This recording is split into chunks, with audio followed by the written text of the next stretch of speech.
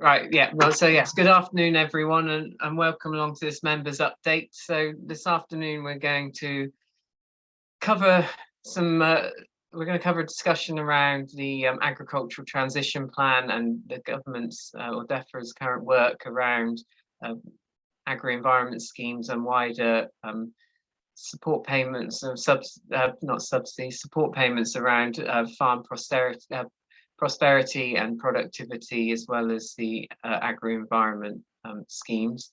So we're going to look at the changes to countryside stewardship that were announced in the beginning of the year, and the impact of some of those changes and what to expect going forward in terms of the sustainable farming incentive for 2022, and then looking forward to what we know about the local nature recovery schemes and the landscape recovery schemes from 2024 onwards. So quite a bit of ground to cover. What we'll do is we'll break up the discussion into a few segments so that there's time to ask questions as we go, using the Q&A function, which should be on the bottom of your screen, or if you've only got access to the chat, then feel free to put things in the chat, but those will be visible to everyone if you put that in there. But we'll, as I say, we'll pick those up as we go, and hopefully we'll have some time at the end for wider discussion, depending on how we get on. So I'm going to share my screen and get cracking. Just before I do, because then I end up talking to a presentation and it feels a bit less personal. Just before I do start sharing, what we're looking at covering is, say, DEFRA's, just starting off with a recap really of DEFRA's objectives and principles behind the agricultural transition plan, and how that sort of influences the way that we've had information from DEFRA and the approach that they're trying to take. So co-design has really been a mantra of DEFRA right from the start, and that has resulted in a lot of engagement with the industry, both with farmers through their test and trials program, but also through a whole range of webinars and consultations, etc., that have been going on. And the reality of that is that it's been a long process, and stakeholders have been pressing hard for more detail from DEFRA, but just the sheer volume of information that they've collected is, quite a substantial undertaking for them to work through and come out with some clear and definite outcomes from. And part of that has resulted in a kind of watering down, I think, of the overall level of ambition that perhaps was pitched at the launch of the agricultural transition period and tied into the whole Brexit process. And so DEFRA do now talk very much around the rollout of the environmental land management schemes, in particular, about being evolution, not revolution, and it being a process between now and 2028, when the basic payment scheme has fully gone, before we see the final structure of all of these schemes. And that has its challenges, but that's what we're working with. And so the advantage of it is that DEFRA really are working hard to ensure that what they do put in place is workable, and therefore they will be able to get money out to people. And a lot of the emphasis recently has been around the frequency of payments, making that as sufficient as possible, and also looking at the sort of the enforcement elements of the scheme in terms of the way that penalties are assessed and the impact that can have on cash flow and people's confidence in schemes. So there's a lot going on and there's a lot to come, but hopefully through today's session we can give you the best information we've got available in terms of where we're at with that. Sorry, I'm just going to start my presentation now. So the first thing I wanted to share with you, as I scrabble for the share button, is a table which just illustrates how complex a situation we are facing. So you should now have the presentation up. just shout if it's not visible, any of the FWAG team. But I had a tot up earlier this morning, and there are 17 different funding streams which DEFRA are working on, focused around the agricultural transition plan. I apologise for the resolution of this image, but this is the best copy I've got from DEFRA at the moment. But they have committed in the meeting this week to putting an update in their blog covering, refreshing this and making it a bit more accessible. But there are essentially 3 strands of work which DEFRA are involved in around the environment and animal health and welfare, which deals with the environmental land management schemes that we'll focus on quite a bit today, countryside stewardship and woodland planting grants and animal health stuff. And then there's the prosperity and productivity funding, which includes the Future Farming Resilience Fund, which is all around providing advice and support for farmers during the agricultural transition period, and then some of the investment funds around new technology and innovation, and the development of support for new entrants into the industry. And each of those will be coming online over the next couple of years, and 2022 is kind of a quite critical period for a lot of that rolling out. And it's not until we get to 2024 that we start to see some of the schemes coming to an end as the full rollout of the environmental land management scheme takes place, and we move into the second phase of the transition period.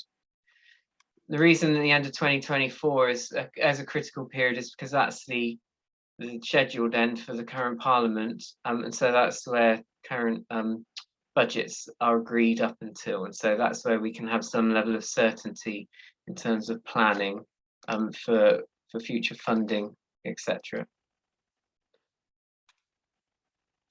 So I wanted to start with just an overview of countryside stewardship. So we do have 2 more application rounds of stewardship.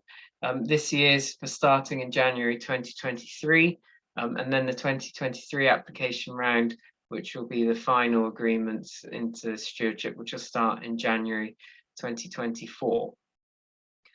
DEFRA at the beginning of this month announced the changes to the scheme payment rates, which are the headline figures used to a 30% increase in payment rates within stewardship.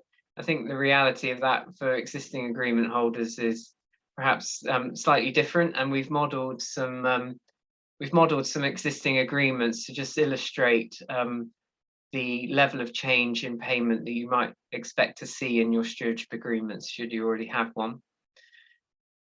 We've seen changes to the enforcement process under domestic legislation, so that gives us an indication of the direction of change within DEFRA and the RPA around the way that they deal with enforcement. And we'll pick up that in a bit more detail when we talk about the sustainable farming incentive. But we're seeing the use of warning letters and smaller penalties, 1% penalties, instead of the leap to the 3% penalty which existed under the European schemes. And that helps to just take some of the risk out of sort of minor infringements, or which often are perfectly innocent, and can be addressed with correcting actions, and that the RPA and DEFRA are keen to move to that situation where if an issue is identified, there's then an agreed plan of action to address those before leaping to the penalty process.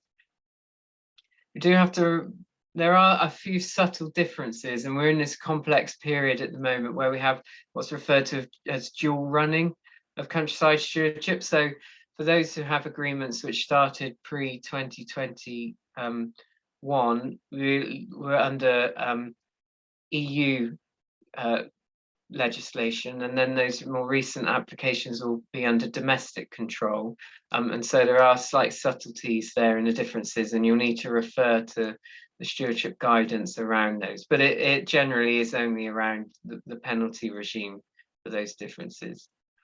And so countryside stewardship is going to remain the main option for delivery of environmental actions over the next couple of years. And I think if you're holding out in terms of looking what options are available for you, continuing to pursue stewardship as the main route really is the primary route to take, because going into it now will buy you a 5-year agreement which will cover you over the full rollout of the environmental land management schemes. You'll have the option to terminate that agreement early to step into those schemes when is appropriate for you, and so that will give you an opportunity to kind of ride out any issues or wrinkles around the administration of these schemes as they roll out, because there may well be a high demand in that first year. So that bit of buffer and that bit of flexibility could be a good route for people to take. We don't have the full details for countryside stewardship this year. The manuals, etc., will be published in the next couple of weeks, so we're slightly ahead there. But we do know that an expansion of catchment sensitive farming is expected, and the full announcement that's not due until the beginning of April, and we're trying to push DEFRA to roll out the announcements earlier so that people can be better prepared.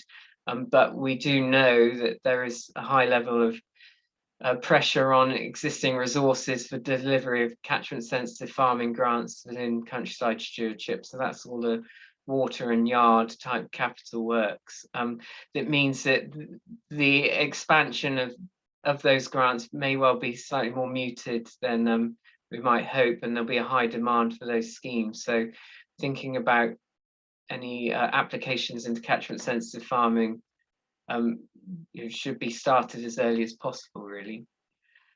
What I'm going to do is just quickly switch to a spreadsheet that we've been working on to look at comparisons of existing last year's countryside stewardship payment rates and this year's, to help give you an indication of what to expect. So my screen sharing is paused, so I don't know what's coming up on the screen. Has the spreadsheet come up, Ellen? Yes, it has. Okay, yeah. Good. Right, so we've run 6 farms through a really simple model, just to show you how the options that they had in the previous payment rates and the new payment rates, and if they were applying as a new agreement holder, because the agreement rates for new agreements starting in January 23 are slightly different for some options to those who've got existing agreements. So we've looked at what it would be like for a fresh agreement as well as an updated current agreement. And so for a small, simple organic farm with organic maintenance and traditional building and hedgerows, we're looking at a 14% increase in the payment rates compared to last year, partly due to the increase in, well, primarily due to the increase in the traditional farm buildings. But for new agreements, there is a reduction in the organic maintenance, which will actually mean that for some organic farms, you may well experience a reduction going in for a new agreement compared to maintaining an existing scheme. And that might be a consideration to make when looking at accepting a renewal if you've got an expiring stewardship, or going into a new application. For mixed lowland farms, some of you on the call may recognise your numbers, but everything in here is anonymous.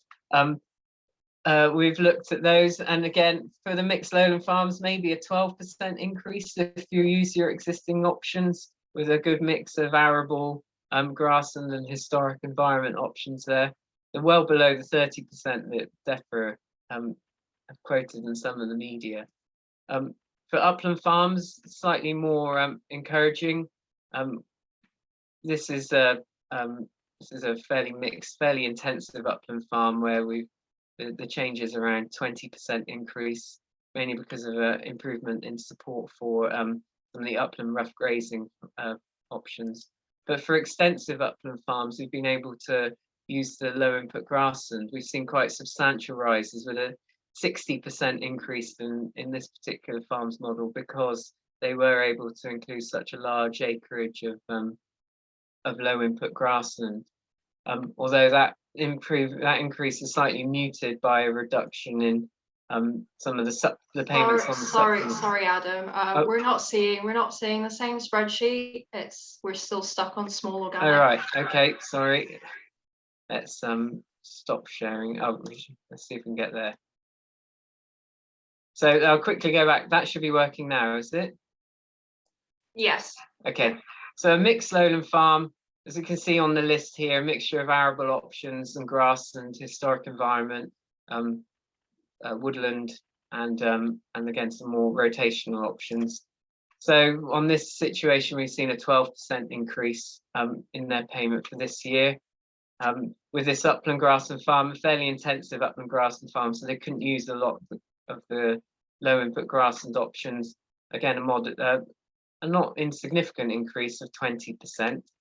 But when we get to the more extensive farms who are able to support those low input grassland options, we've got a 60% increase in their payment rates there, which is slightly suppressed for new agreements because the supplements are being reduced for haymaking and cattle grazing for new agreements.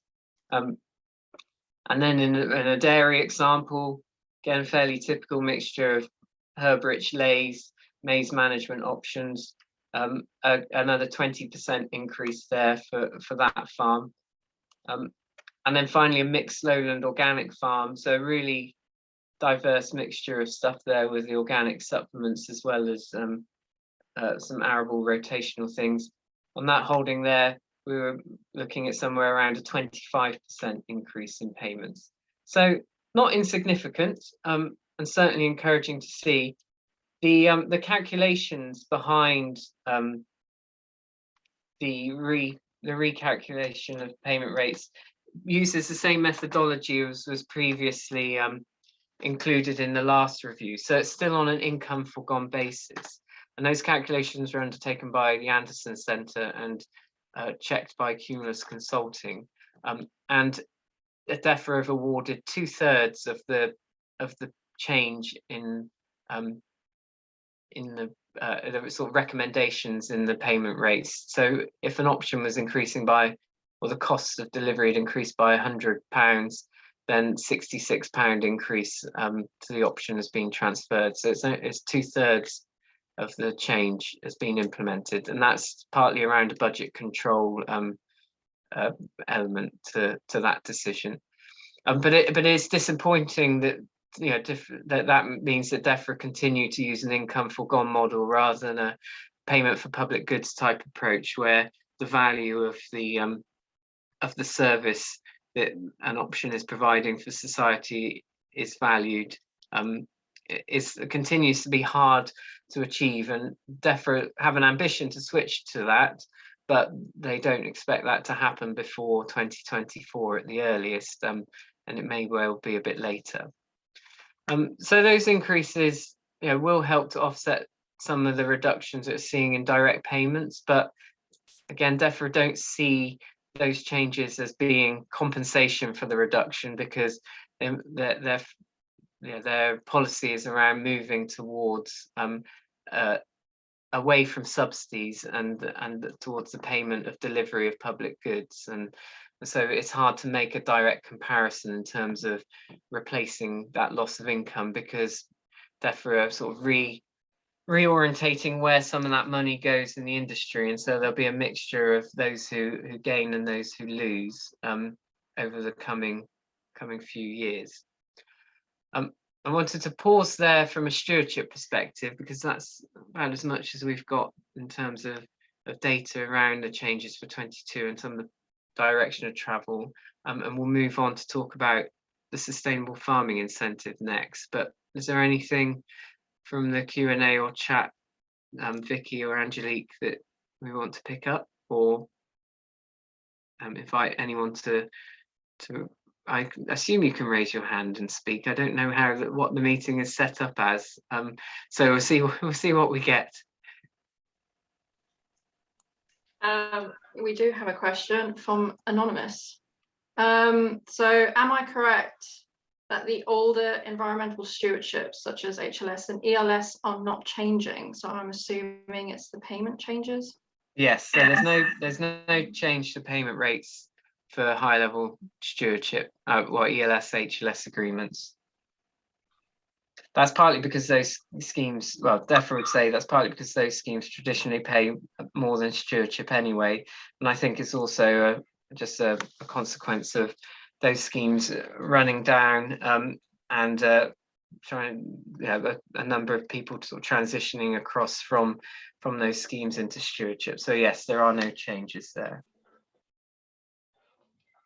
We've also got some questions relating to from Kate. Do we know if the capital payments will increase? They have been reviewed, but they haven't. There's no announcement in terms of changing those payments for this current application round. Therefore, do entirely accept that the change of input costs and things is quite significant, and so they are working on that.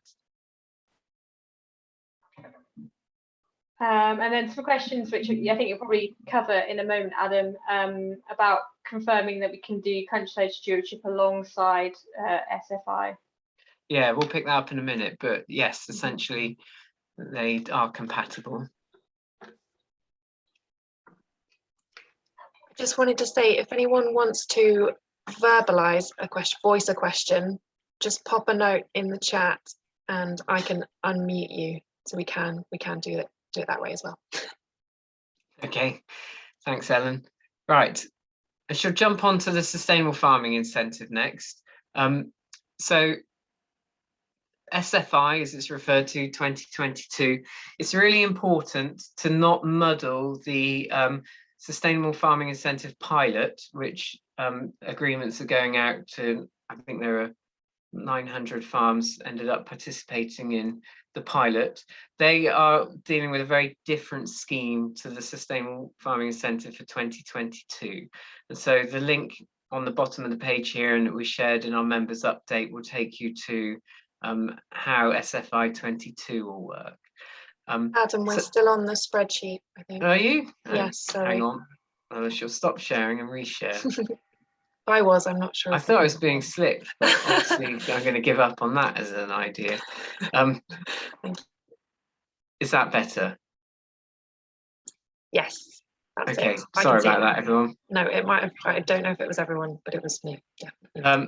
Okay, so SFI 2022, there will be a 10-week application window this year. Our best guess is that will start at the end of the basic payment scheme application window and will probably run alongside countryside stewardship. That will give the opportunity to sort of align the two schemes when you're making an application, so there is merit in doing that. With the first agreements expected in September, and the first payments following then in the first quarter after that, so 3 months after the start date.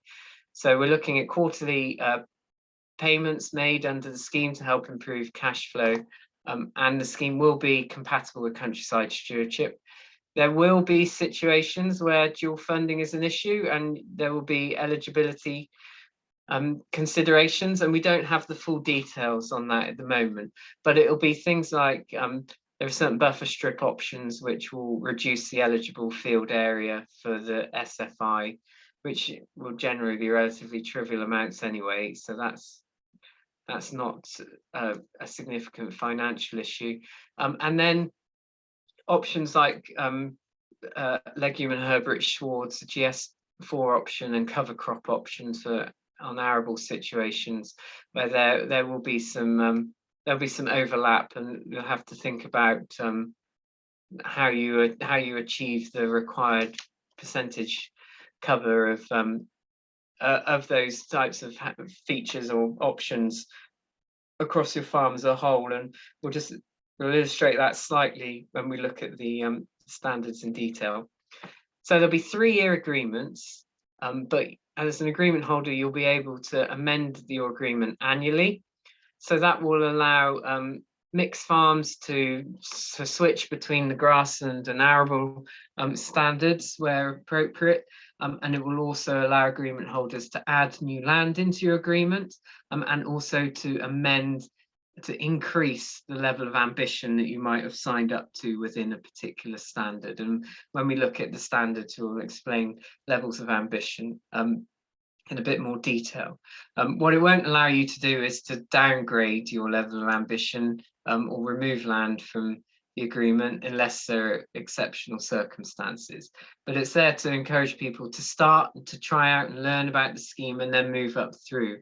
And I would certainly recommend that, even though the offer is quite limited in SFI 22,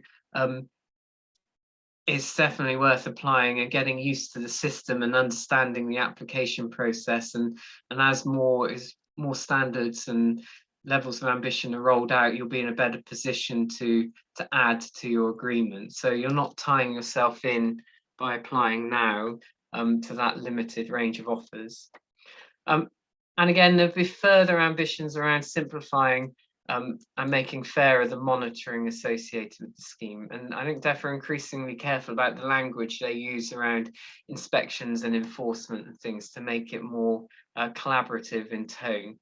And so we, for example, payments will not be withheld under the Sustainable Farming Incentive if there are outstanding site visits and queries over the agreement. So there'll be much more of a assumed innocence within the approach, rather than withholding payments while visit reports are being processed. Maintaining cash flow is really keen, and also there will be no additional payments beyond the recovery of payments made to agreement holders. So again, a little less risky in terms of loss of additional payments on top of what you've already received as funding.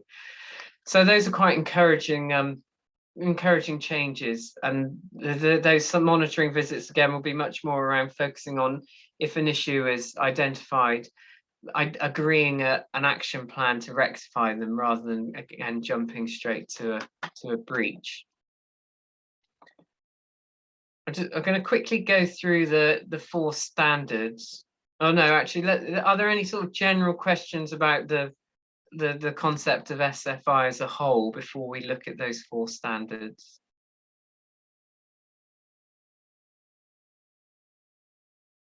Oh, Vicky or Angelique, have you picked up on anything? Yeah, so could you supply a list of CS options that you can consider that may overlap with SFI to be aware of? Well, I think the easy ones will be, in terms of the easy ones where there may likely be an overlap, are cover crops, herbal rich lays, in-grass buffer strips for some reason within the arable and horticultural soils. But we're pushing DEFRA for a more comprehensive kind of table and matrix of compatibility around the 2 schemes, because it is quite important to get right. But no, I'm afraid we don't have full detail of that at the moment. And we've got 2 questions from Ian. When is the actual starting date for applications? And do you want to answer that one quickly then? We don't know, but our best guess is sometime soon after the 15th of May. And the second question is, can SFI be used with HLS or ELS agreements? Yeah, I was asked that question this morning, and I still didn't double check the answer, but yes, it should be compatible across all of the agri-environment schemes. It is being designed to be made accessible to all basic payment scheme claimants. And even that link to basic payment scheme will be removed once basic payment scheme is delinked after, well, at the earliest after 2024. We've got another question from Maddie asking, if you come out of HLS the next 2 years to apply for CS, how's the time gap managed by the RPA? Do you have to exit one scheme before entering another? Yes, so unfortunately, and this has been the big barrier for transitioning from high-level stewardship into countryside stewardship, is that if you have an April, which is quite common, or end of March expiry or end of May expiry, then you will be out of the scheme for 7 to 8 months potentially without income, which is an issue. And unfortunately, we've yet to be able to find a way around that. We've asked for part-year extensions to stewardship. We've been hoping for more stewardship application rounds per year, but unfortunately those haven't been realised, and so I'm afraid we are where we are. There is a gap, and for most people it's not economic or practical to drop out and stay out of a scheme for that period. The potential additional income from stewardship often doesn't make up that loss for this remaining 2 years. When you hopefully, the intention with SFI and the local nature recovery scheme that we'll come on to a minute is that they'll be open through the year, or there'll be multiple application windows, so you'll be able to terminate and move in without such a big gap. The problem that we seem to try to emphasise to DEFRA is that by continually offering annual renewals to high-level stewardship agreement holders and not having an option to transition across, there's a potential cohort of up to 10,000, I think, high-level stewardship agreements that will all end at much the same time when we get into 2024, 2025, which will be a big admin job to get into stewardship. So that is, and DEFRA are working on that to look at what options are available to try and mitigate that sort of admin challenge that they'll face.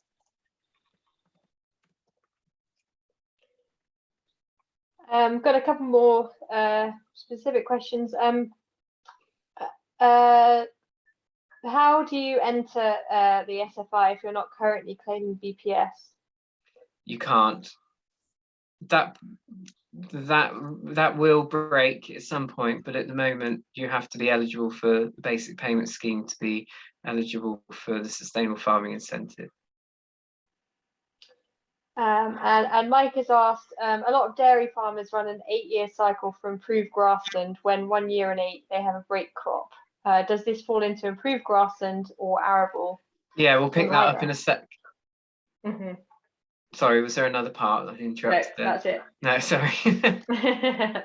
Right, that seems like a good segue to move on to the next slide.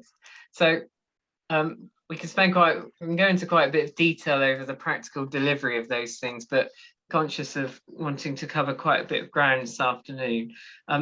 So the improved grass and soil standard is the first of the SFI standards, and there are 2 levels of ambition. There's an introductory level at £28 a hectare and an intermediate level at £58 a hectare. There will be an advanced level at some point. When the pilot was rolled out, we saw a very high uptake of the advanced levels within the pilot farmers. And so DEFRA have bought themselves a bit of space to increase the level of ambition and expectation in the schemes by rolling the higher level requirements from the pilot across this introductory and intermediate level in the 22 version. But they have increased the payment rates accordingly as well. So in general, we think that's a good first learning from the pilots which DEFRA have implemented, and it's good to see that there's, as I say, there's this headroom to put something in that is more challenging and delivers more environmentally. And the key for both this improved grass and soil standard and the arable and horticultural soil standards that we'll move to next is really to look at these actions that are required and think of them in terms of their role and their benefits to your farming system and to your business, rather than things to comply with to get the money. And that really is, quite fundamental to the way that we view these schemes and the advice that we give. We shouldn't be looking at these schemes as replacements for the basic payment scheme, because they are expecting something more in return.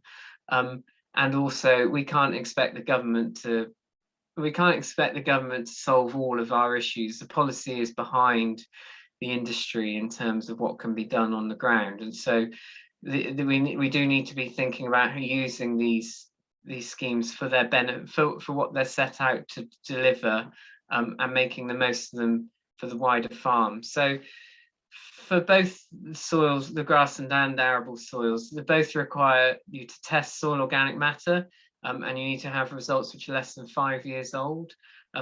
What we don't know is whether that means that all farmers entering have to sample all of their fields in the first year to get those results, because that will be a massive administrative challenge for the labs processing the data and for farms taking the samples. So we're kind of pushing on that to get a bit more clarification. And then you're expected to undertake a soil assessment and produce a soil management plan. And we were discussing this within the FWAG advisors team earlier today. And there is some guidance from DEFRA in terms of how to produce a soil management plan, and we'll share the link for that. And that's generally around digging holes, assessing the condition and health of your farm, and then putting in a plan to address that and improve that. And again, the old soil protection review from cross compliance is one potential model or option to think about how you might do that. But again, we'll share and develop some more member events, I think, around how to implement some of these things. And then there's sort of a bit kind of, you just thought that this should be standard anyway, but ensuring that you maintain 95% green cover to protect soil. And there has been some challenge around that in terms of how that goes beyond the regulatory baseline. So everything that's funded through the Sfi 22 is beyond the regulatory baseline. So paying for things which are more than what you're required to do under a regulatory framework within cross compliance. And there's a bit of a question as to when cross compliance ends with the linking of the basic payment scheme, what that's replaced with. And I think there'll be more discussion around that over the next couple of years. And then at the intermediate level, so to top it up to £58 a hectare, there's the addition of at least herbal lays onto at least 15% of the land in the standard. And that's actually quite challenging for some farms when you start to look at that in terms of the appropriateness of cultivating land and the definition of improved grasslands, which we spent quite a bit of time discussing ourselves earlier today. But at the moment, the definition is the same as for countryside stewardship. So less than 9 species per square metre, greater than 30% cover of ryegrass and white clover, and less than 10% cover of wildflowers. Well, herbal lays will break that definition, but DEFRA just say, well, that they'll put a clause that says unless you've got herbal lays. But also there may be greater environmental gains and opportunities from improving the management of permanent grassland without cultivating and adding in herbal lays. Although for some it may be that those herbal lays are established by oversowing, but again, that's perhaps a technical workshop that we can explore at another time. But we've got this 15% requirement at the intermediate level. I'm going to skip on and cover the arable and horticultural soils before we stop for questions, because there's quite a bit of overlap between them. So for mixed farms, you may find that during the course, and we had that 8-year rotation example, during the course of your 3-year agreement, your ground might switch between the arable standard and the grassland standard, and you'll have the ability to make that change when you make your annual declaration for your agreement. So the introductory level for arable soils is £22 a hectare, and the soil organic matter testing is the same, and the soil management plan. And then there's the winter cover, 70% winter cover. Now that's quite simple in the introductory level, so that can include autumn sown crops to discuss, but or weedy stubbles, and so it can be single species. And the same with addition of organic matter. You can include sown green cover crops, and those can be single species mixes within the introductory level. For the intermediate level, to get £40 a hectare, and it's interesting to see that there is a greater emphasis, the payment rates are higher on the grassland standard than they are on the arable soil standard, which is a kind of reversal of kind of traditionally what we've seen within scheme payment rates. The difference being that you need to include multi-species green cover crops on 20% of your land, 20% of the winter cover requirement in your standard, the land in your standard, and the use of multi-species green cover crops for your organic matter. And those two can overlap. So your your cover crops can count towards your organic matter requirements. What I didn't mention when I talked about the scheme as a whole is how the standards work. So the application process will pre-filter those fields which are eligible based on the land use codes that you've previously submitted for your basic payment scheme. So making sure that your land use and land cover is up to date is really important in easing the process of making an application. It's an online application approach. So there's a portal you can go into and it will give you a schedule of the fields which are eligible for that standard. And then you can identify which fields from that eligible list you want to include. So you don't have to put everything in. So it's a part farm scheme. And you can only choose one level of ambition within your agreement. So you have to decide whether you want to go for the intermediate level across all of your farm, for example, or the introductory level across all of the farm, or the intermediate level across a smaller proportion. So there's just some working through as to which is the most practical for your situation. In principle, yeah, we would like to see the standards being implemented across the whole farm and treating it as a whole farm scheme.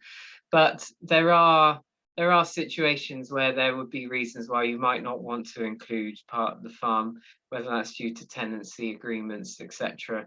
And so I kind of see the logic for making it part farm from an administrative point of view. The other two standards are a bit quicker to cover. There's the moorland standard, which will only be applicable for a relatively small proportion of people.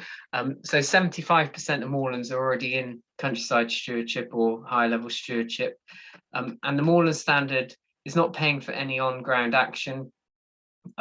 It's a fixed amount of £148 per agreement per year, plus a variable rate of £6.45 per hectare on top of that. And that's to pay for a study and assessment of your moorlands in terms of what features you've got there, soil type, peat, the presence of peat and vegetation, habitats, an evaluation of the condition of those habitats and what they're providing from a public goods point of view, and then to identify opportunities to maintain or enhance them. And that's around preparing these moorlands really for the local nature recovery scheme or standards within the moorland standard as the stewardship agreements on that land expires. And commons can apply. It just needs one applicant to represent the body, the common, and therefore have left that to the commons to decide themselves as to whether that's an individual or a commons association or some other vehicle that represents the commoners. And then the final standard is the animal health and welfare review. So this is the first stage of the animal health and welfare pathway, which is a wider program of disease monitoring, monitoring, control, and hopefully eradication of certain endemic diseases within the industry, but also improving the health and welfare of livestock. And so this is to promote engagement with your vet, to talk about responsible use of vet meds, improving welfare and increasing farm productivity, and help to just support your relationship with your vet and hopefully try and help support them spending more time on farm. And so there's an annual payment for each of the key species, sheep and 436, and you can see the rest. And that's designed to cover a half-day vet visit and some sampling. For sheep, that's around anthelmintic resistance monitoring. For beef and dairy cattle, that's around BVD, bovine viral diarrhea, and with pigs, it's around respiratory diseases. The reason that dairy is less than beef is because the sampling is done by sampling a bulk milk sample, so it's much easier to take than the serum testing for beef cattle. And if you have multiple species on the farm, you'll be able to claim for each of the species you have present. So you could potentially claim all 4 of those payments within your agreement.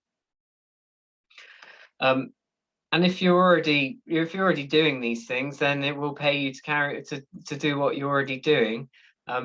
But maybe just help if it's saving you your cost there, to perhaps to use your vet to do something a bit more than you might already be using them for. So it's up to you to make the most of that payment for your farm's benefit. The next slide is talking about the expansion in terms of future standards that we're expecting to see. So it's probably worth pausing for any specific questions on those 4 standards before we move on. Yeah, we've got quite a few specific questions. Some of them relating to herbal lays in that Grasslands standard. Do we have a definition of exactly what herbal lays will be required? Do you need to establish them? And what if your whole farm is permanent pasture and fairly diverse in species already? Would that count? Yeah, we don't have a full definition yet as to what the herbal lay is, because yeah, they can be quite variable and quite variable in cost, as well as the diversity of mixture. So at the moment we don't really have a specific. I think it would be good to look at the GS4 equivalent in countryside stewardship as a good kind of benchmark in terms of what makes a good herbal lay if you're going to make the most of it. And so we would generally defer to that guidance before we get anything further. And if you're already achieving that and delivering it, then you don't need to go beyond it. But I think I do have concerns around permanent grassland farms and the merits of chasing the £58 a hectare and the cost of implementing herbal lays, if they're not appropriate for that enterprise, is going to outweigh the income that you're getting at £58 a hectare for putting them in. So this is where you've really got to be careful about looking at the costs associated with implementing this stuff and the impact it has on your business and the value of the income to your operation before jumping to access those payments. So yeah, it's a tough balance, and I think it needs to be worked out on an individual basis. And we're looking at, and there are some potential mechanisms to support that decision making, and we ourselves are exploring how we communicate and support people to make those choices. But it's a tough one, and I think it's a risky one in terms of for permanent grassland farms. We've also got some questions from Dougal, who has asked, does organic manure count as organic matter? Yes. And also, do both arable and grassland have to be the same standard over the whole farm? Yes. Well, so do you mean the level of ambition? I would assume so. You can only choose one level of ambition, intermediate or introductory, within your agreement. So you have to pick which of your eligible land you want to put in. You can't have half of it in introductory and half of it in intermediate. That would probably add a level of complexity to the administration that would make the system explode. But yeah, one level of ambition. We've got a question about overlapping of different scheme and payment. So will the intermediate level pay this where CS agreement is also paying for herbal lay under organic conversion? Yeah, this is where we need some clarification from DEFRA. But looking at the way that it's been phrased, and I'm going to caveat this as being coming into the speculation category of advice, and I have to be very careful about getting carried away in terms of making assumptions. But let's say you had 100 hectares of grassland in the intermediate level, and you already had 5 hectares of herbal lays in your countryside stewardship agreement. The working assumption is that you would then need to find an additional 15 hectares of herbal lays to achieve the requirements of the scheme to avoid dual funding. But we will have to send out a clarification of that once we know the guidance. So the basically, same would you apply can't for do. Oh, Sorry? sorry. Basically, you can't do herbal lay or parcel 1, 2, 3 under CS and then under SFI. I can't see, yeah, at the moment I can't see that would be funded, no, because they're both trying to target the same outcomes, and that's the test that DEFRA will look at. There's a similar with arable and cover crops. We don't know the full relationship, but what's good is that cover crops are quite constrained within countryside stewardship around land at risk erosion and runoff, whereas this will give us this gives you the opportunity to get recognition for cover crops across your rotation. And so I think, although there is a overlap dual funding issue in that situation, I think that will hopefully be an easier one to address. But I'm afraid that going to end up sounding like DEFRA, but we don't have the full details to be able to say, and we are pushing for them. We've got some people who are in SFI, so in the pilot now. Do the rules and payment or rewards of SFI 2022 supersede those of 2021?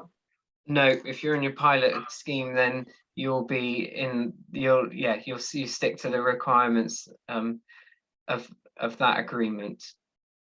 The payment rates, because although the payment rates have gone up in the 22 offer, so have the expectations on the standards. So don't be distracted by looking at the headline figure as to what the introductory and intermediate are paying. We've also got some comments and questions on the animal health and welfare review aspect. So Richard has asked, what's the minimum stock number for the welfare standard? Yeah, I will have to look that up, but I can get that. That's fairly easy to get. Great, thanks. And then Mike has commented that he's under the impression that it would be an independent vets tendering for the work and not local vets. No, you have the choice to use your own vets. Yeah, and there may well be other elements of the health and welfare pathway in the future, which will include which might be let on contract, but no, you can use your own vet. And are those payments one-off or annual payments? They're annual. And who pays the vet? You do, and then you'll get the money from back from DEFRA through the year. Great. So the thresholds for the should stop saying that. Okay, there we go. So the stock density. So 50 pigs, 20 sheep, or 10 cattle. Thank you. And for animal pathway, how will this be monitored, assessed, and paid? Well, it's done. It'll be done from a trust perspective, in terms of you probably won't need to submit any evidence. I suspect that DEFRA will be keen to set up some national monitoring to see the results of the testing, so they can measure outcomes. Whether that is taken from the vets or whether you submit it, I'm afraid we don't know at the moment. But the money will be paid to you as the agreement holder through your revenue payments, and so you will cover the cost back to your vet directly. So DEFRA do say in the standard that the data collected will only be used for improving our understanding of health and welfare of the national herd or flock, and it will not be used by DEFRA for regulatory or inspection activity.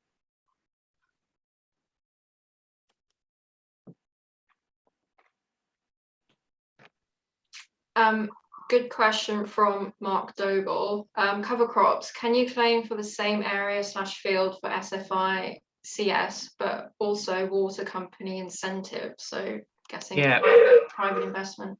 So DEFRA have said that it is okay to what they refer to as blended finance, so to stack private investments on land within the sustainable farming incentive.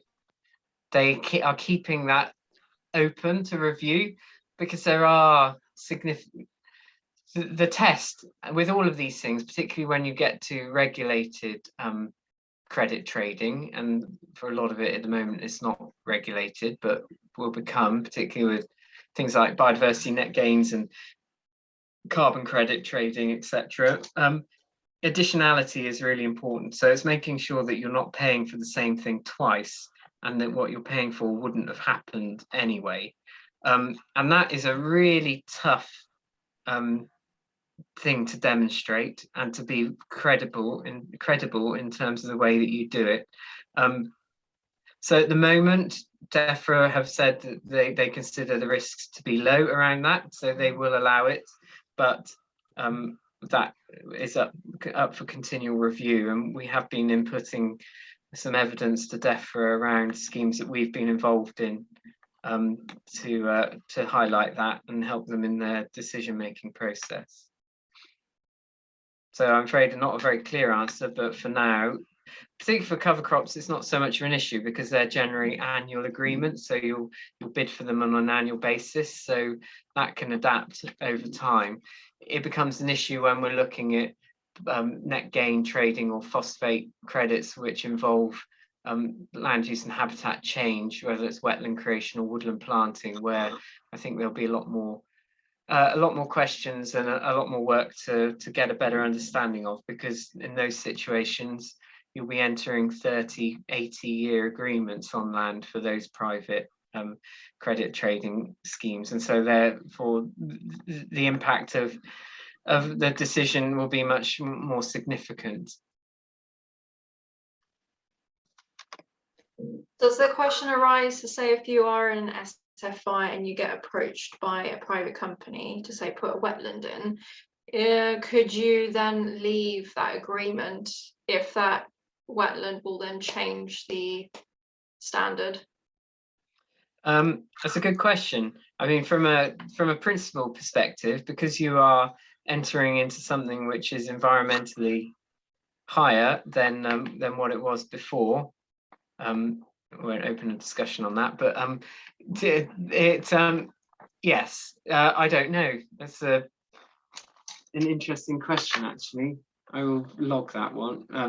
Not that I haven't logged everything else, but I mean, I don't have an answer.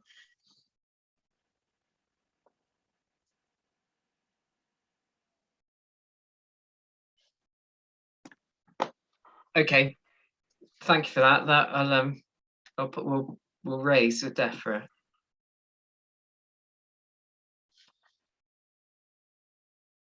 Is that it? Should we move on to the further rollout in 2023 onwards? Yes, Yeah, so. we've Okay. just got more broad comments, I guess, that we can do. Well, we can come back to those in the end. I'm conscious we've got half an hour left. This is the biggest section by far, but I just want to make sure we get a chance to introduce some of the stuff coming down the line.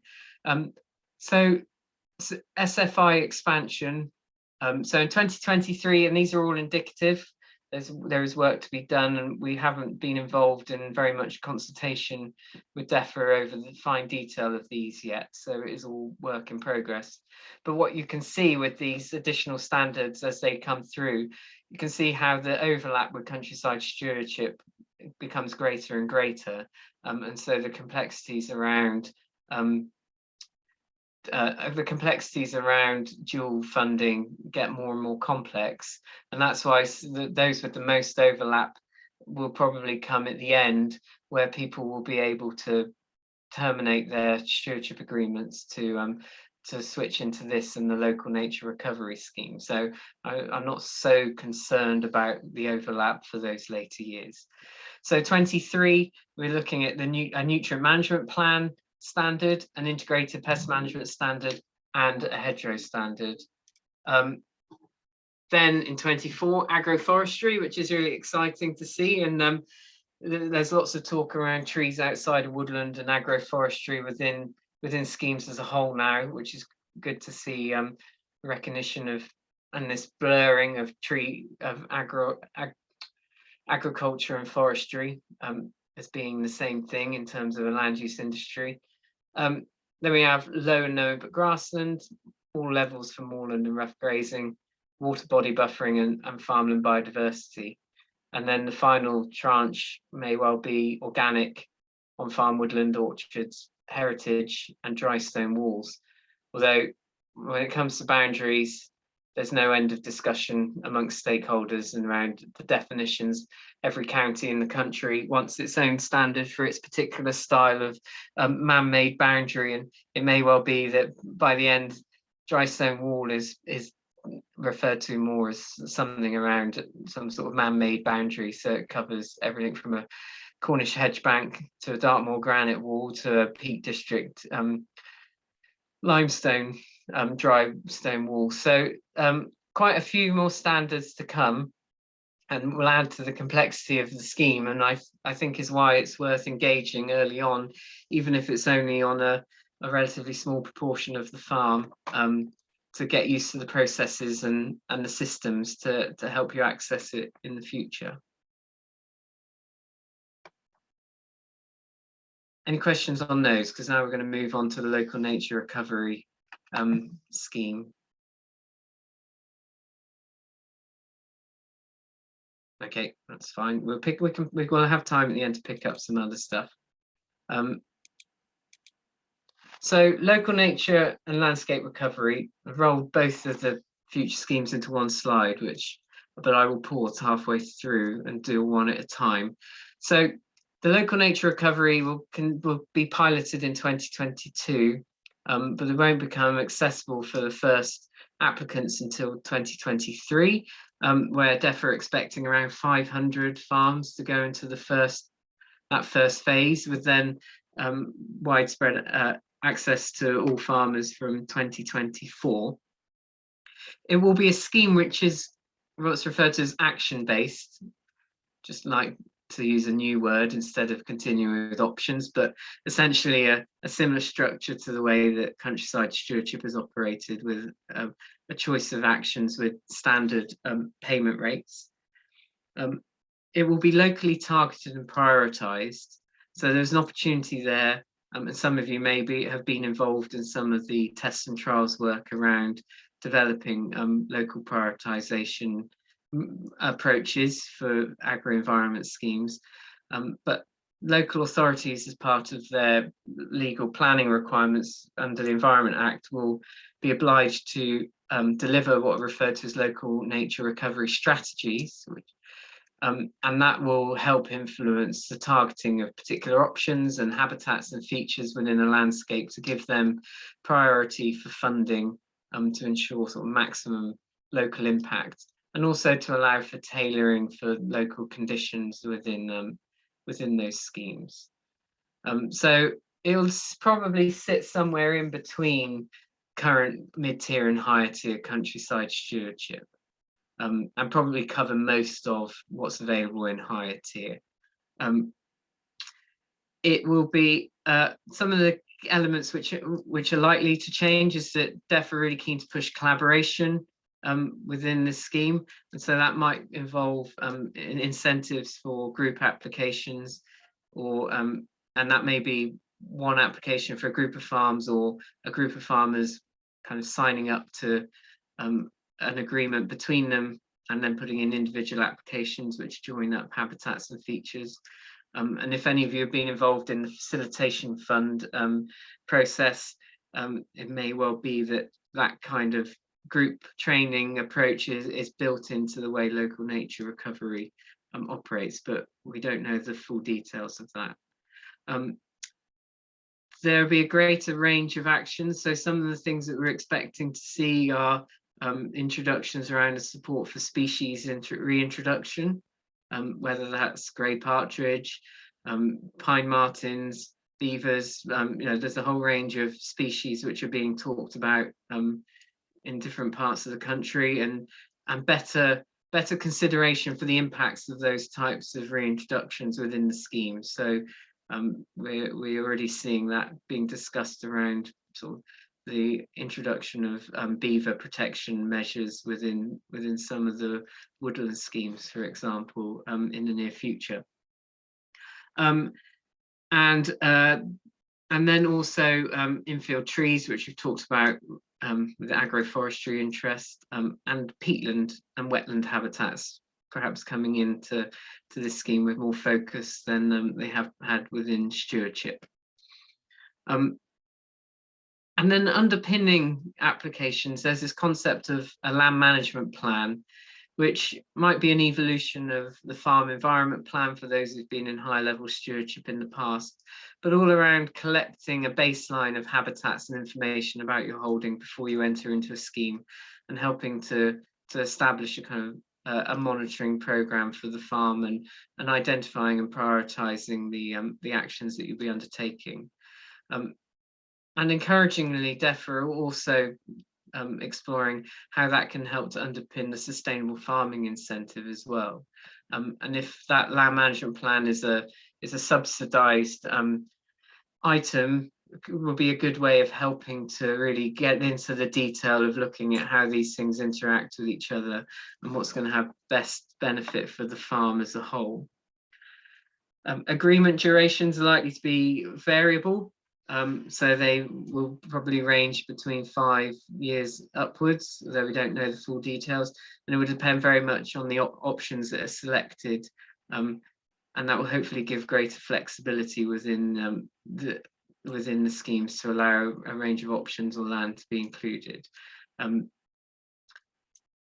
same as before, checks will be much more efficient and risk-based, so DEFRA will look at where the risks environmentally and are of issues with agreements, and introducing and working on the concept of earned recognition. So previous demonstration of best practice will help to reduce the risk of future checks within the scheme.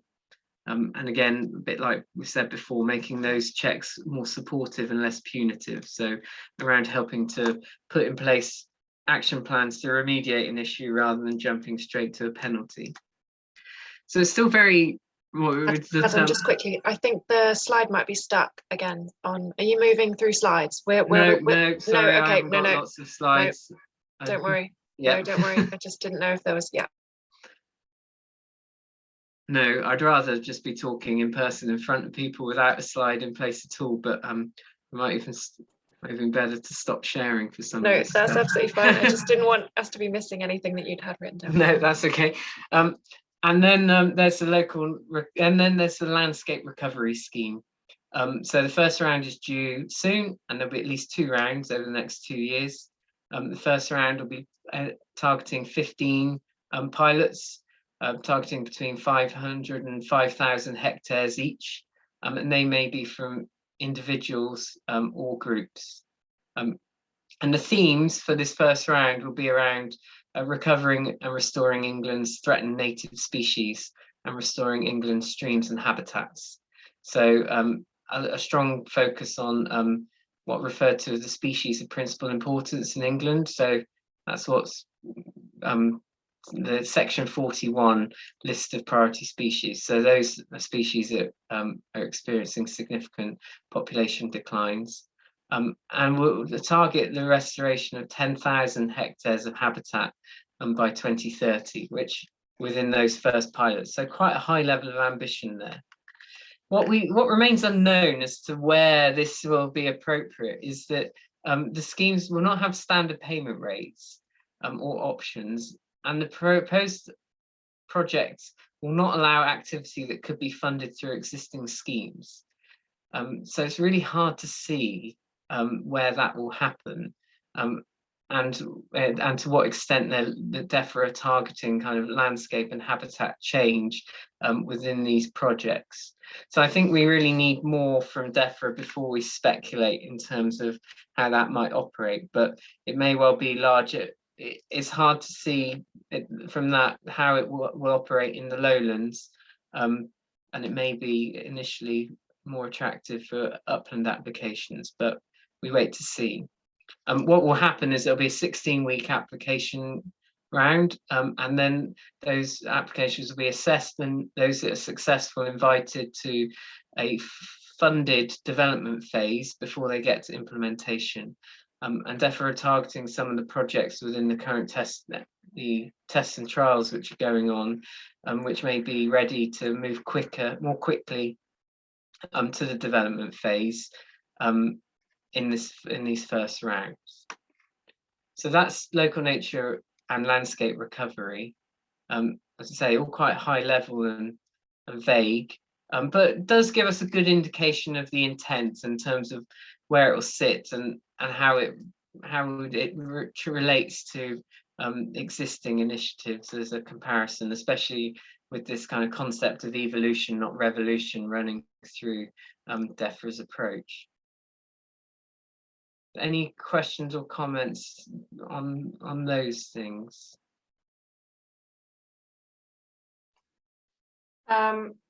Yes, Dougal has asked 2 questions.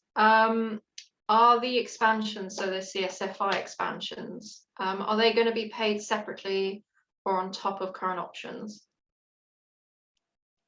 Well, if you add, you won't have multiple agreements if that's the direction they're heading with that. So you'll amend your existing agreement and add up, and you may end up with multiple standards on one particular field, and it will be wrapped up in one single application or one single agreement that you kind of amend and add to through the course of the agreement. Okay, and then he asks, will the facilitation funds continue? No, we think that they'll end in 2024 and will be replaced. How it's replaced is hard to gauge, but it may well be through the local nature recovery scheme itself. And whether that's as a separate standalone application or whether it's built into agreements, we have no idea. But there's generally widespread support for the kind of the principle of facilitation funds, and keen to see it happen, but it'll probably be in a different name. And John Paget asks, will there be support for things that have already been done or Yes. are already doing? There is a strong underlying principle that existing best practice should be rewarded and supported, and the scheme shouldn't offer a significantly greater reward for those who have previously undertaken environmentally damaging activities to restore those features. And that's a tough one to work through, and can only really happen when we switch to a true public money for public goods payment calculation, because on an income forgone calculation basis, the restoration of habitats is always going to come out more expensive because there's more actions involved that are going to incur a cost. So it's very difficult to fully recognise and acknowledge existing best practice on an income forgone structure. Thanks. Mike's also asked, who do you see running landscape recovery, as surely it's beyond individual landowners? Yeah, we had a meeting with DEFRA about how they could get involved in that. They don't want to add, DEFRA don't want to add another level of bureaucracy and management to the scheme. So they're really keen to work that out, actually, in terms of where that responsibility should lie, how it fits in with Natural England's land management advisors, and other initiatives and approaches which are already operating. So there will be some form of convener or regional link between DEFRA and these schemes and their targeting, but DEFRA really want to try and make that fit within existing local networks and approaches rather than adding something more. Mm-hmm. And then just a question from earlier, will the new funding cover existing woodland where BPS doesn't? Well, yes, because basic payment scheme won't exist. So there will be woodland management options and opportunities for woodland improvement type grants and payments. So there will be a levelling up between woodland and farmland from that perspective. Great. There's another question about if protected landscapes will have any additional funding, but I don't know if you'll go into farming. Yeah, I suspect that there will be a movement of funding into protected landscapes, particularly in the uplands. But that will be driven by the local nature recovery strategy and where, yeah, how the local targeting, I think, works and is driven, and that may kind of naturally lead funds towards where there are existing hotspots and areas, and that may in general, not across the board, but general probably will head towards protected landscapes. Great. I think there's some more general things, but I think if we move on. Okay, I've got just a few slides to rattle through other strands, which we won't go into so much detail around. So we'll sort of go through a few slides and then stop when we get to the end. So FIPL, the Farming and Protected Landscape Scheme, if you're within an AONB or a national park, that will continue until 2024. There's been a really high level of uptake of those schemes. So I think if you are considering applying into the scheme, getting something in and in the queue is recommended, because I think budgets are starting to get quite committed. And we're expecting at least one more round of facilitation funds. There's one that's just closing at the moment for new applications. But we do expect to see that continuing until 2024. And so for those who are not involved in facilitation funds, are around supporting group training activity. So looking at groups of farmers coming together to share training around countryside stewardship priorities. So this photo is from the Exmoor Coastal Streams Facilitation Fund, which we ran on Exmoor until March this year, and we let drop because we felt we could deliver what we were wanting to achieve with the group through different ways. But it's been a great way of building that community and shared learning across the landscape. And there are, I can't remember how many there are now, well over 100 facilitation funds across the country. The Farming Investment Fund, so 10% of DEFRA's spending on agriculture will go into prosperity and productivity grants, and the Farming Investment Fund is one of those. So that includes the Farming Equipment and Technology Fund, which is the small grant scheme which was opened in December and closed at the beginning of the month, and the Farming Transformation Fund, which is targeting larger grants with a minimum grant of £35,000 on a 40% intervention rate, so £87,000 minimum project spend. A round of that was opened for the water management scheme. This just closed earlier this month, and then there is now open today a Improving Farm Productivity Fund for slurry acidification projects, equipment and robotic and autonomous equipment, which again has those same 35,000 up to £500,000 threshold on grants. Lots of debate amongst stakeholders around the prioritisation of robotics and autonomous equipment by stakeholders, and a push around greater support for systems and creating employment opportunities from stakeholders. DEFRA's pushback is that this is just one of a whole range of grants. So it's important just not to look at these things in isolation when you see these types of funds, and also the exclusion of the smaller farms within that fund in terms of an £87,000 investment being quite substantial. But again, the argument there is that that type of equipment at the moment is in that sort of order of magnitude in spending, and incentivizing it there will have trickle down effects over the coming years. So interesting to see, but perhaps not relevant to a great deal of people, but is open to contractors as well. So so contractors looking at robotic and autonomous equipment could well be interested in that scheme. And curiously, for the first time, this scheme now also includes second-hand equipment, so long as you can demonstrate it has at least 5 years of working in it to be able to meet the scheme. So it's arguably a relatively low bar, but if you're interested in that, drilling into a bit more detail in the guidance is worthwhile. And there's also, they've introduced a new pre-application process, so an online checker that you can fill in, which will identify if you have a strong application ahead of you preparing a full submission. And so you fill that in, and then you will be sent an application form if you pass that first test. So that should help in terms of saving people's time in putting applications into this scheme. Then we've got expecting a adding value to agricultural products grant, which is due soon, which is all around supporting development of local markets and on-farm processing and marketing. So that could be a really interesting scheme when that comes available.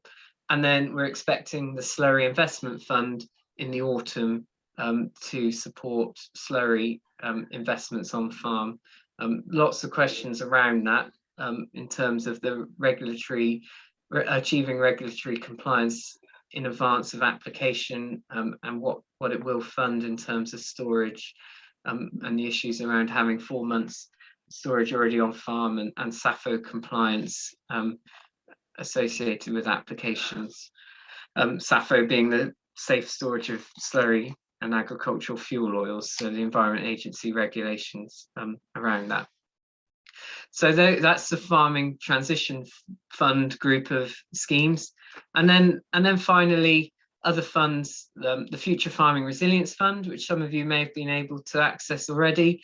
I know, David, you're on the call, and I never replied to your email about the AHDBs.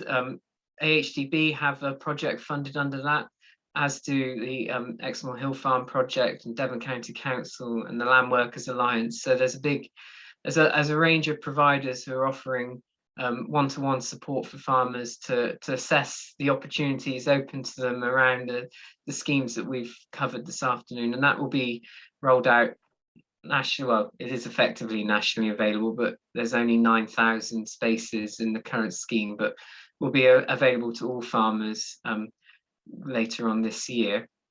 The Animal Health and Welfare Pathway, we wait to see what the next stages of that will be, but that's all around animal performance, productivity, and endemic disease management and control. The Farming Innovation Programme, which is large-scale investment research links between agricultural businesses and academic bodies. So a small number of relatively large projects funded through that. And the elusive new entrant scheme, which we're waiting for more information on from DEFRA as to how that will operate and what it will support in terms of new entrants into the industry.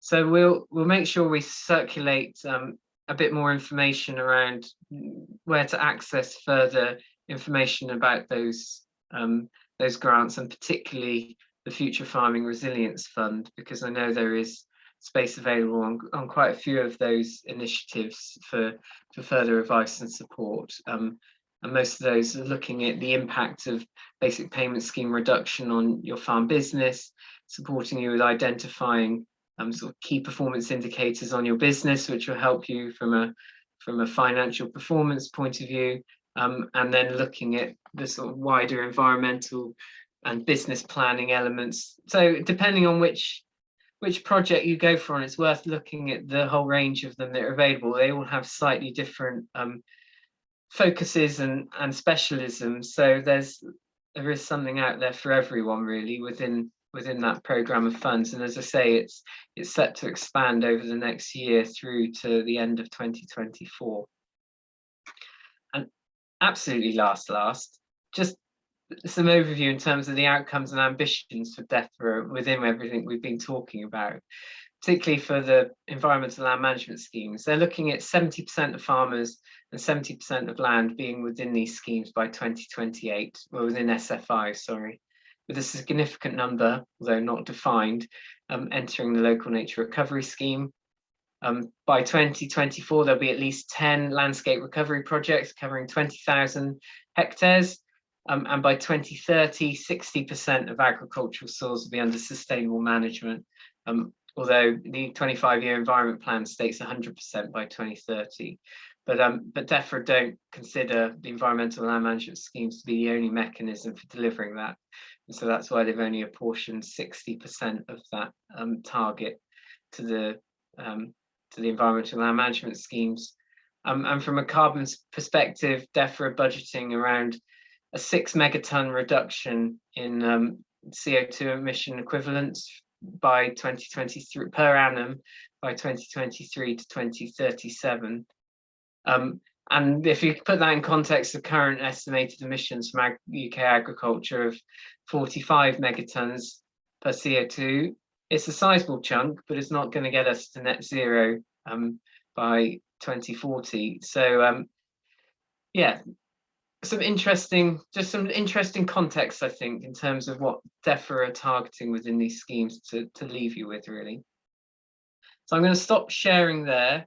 I'm conscious we've covered a lot of questions as we've gone, which has led us to crash into 5:30, but I'm happy to keep going and clear up what there is in the chat and the Q&A before we do formally wrap up.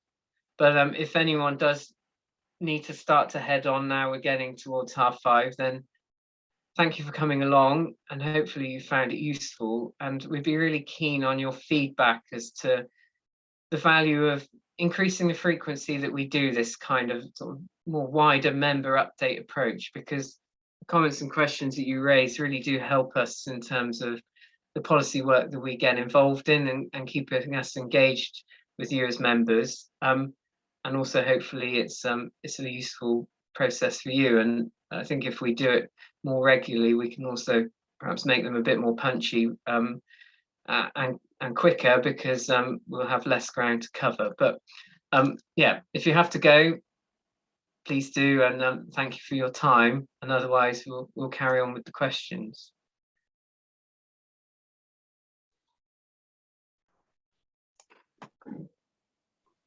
So we've got a few questions. Someone has asked if they've only got 4.5 hectares of land in their beef enterprise, are they eligible for any of this?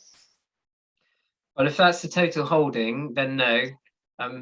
If you've got other land, so you're claiming the basic payment scheme, then you will be able to apply. Otherwise, you'll have to wait until at least probably the start of 2025, and the delinking of the basic payment scheme from land before that separation can be achieved between agri-environment schemes and the basic payment scheme. Thanks. And then there was some comment about woodland. So Mike's suggested to everyone they should be registering their woodland now with the RPA. And Ian's come back and said that he's recorded this on his BPS form, but are there other ways to register the woodland, or is that enough? Well, if it's on your BPS, then it must be on the Rural Land Registry. So if it's got a field parcel number, it's registered, and when you go onto the Rural Payment Services portal and you look at your maps of your field parcels, and they're outlined in blue and they've got a number, then that's enough to get them registered to be able to apply for schemes. Yes. Thanks. And did you say when the Farming Transition Fund will come online, particularly the adding value aspect? Yeah, we don't know when, but it's imminent in terms of being open for applications.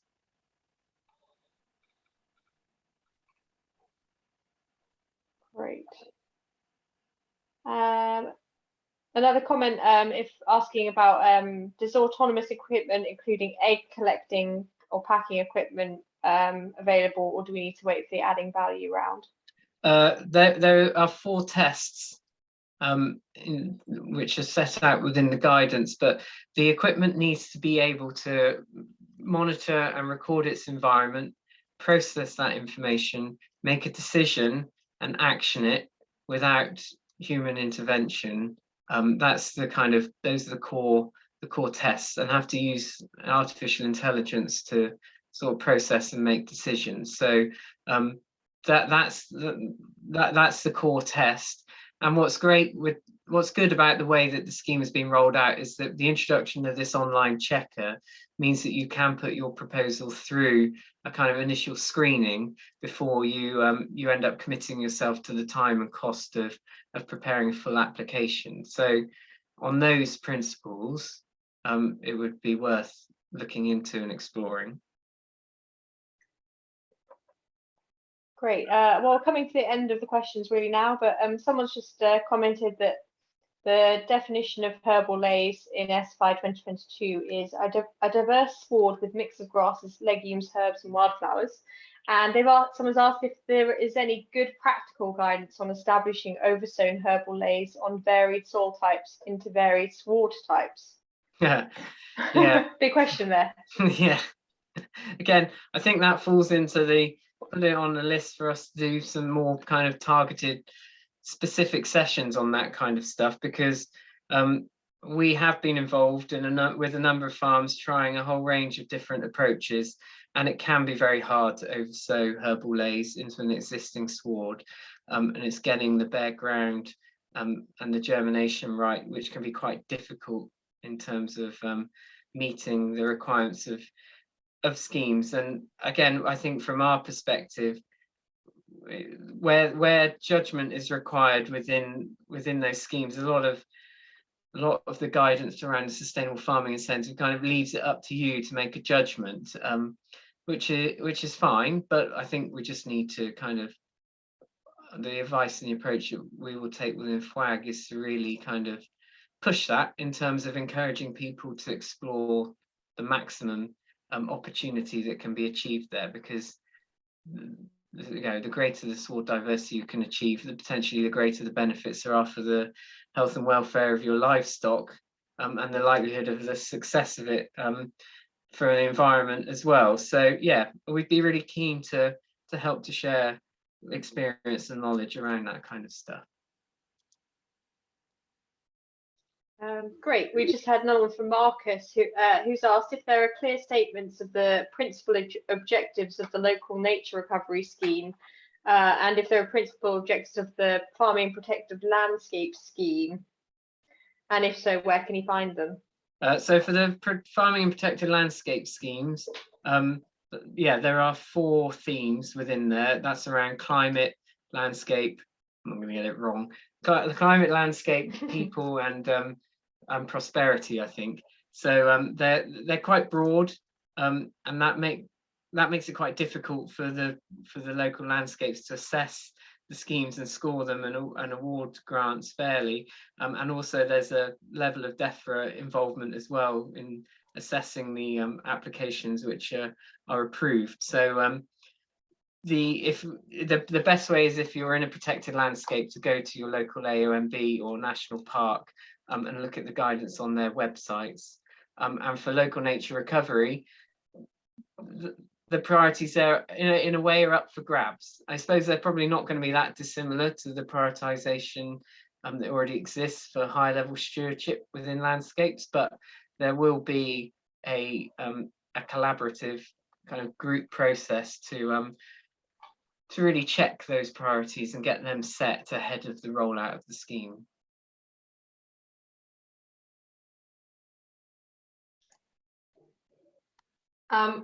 Mike Clements asks, the deadline for the farm innovation was the 4th of Jan. Do you know if any offers have been released yet? No.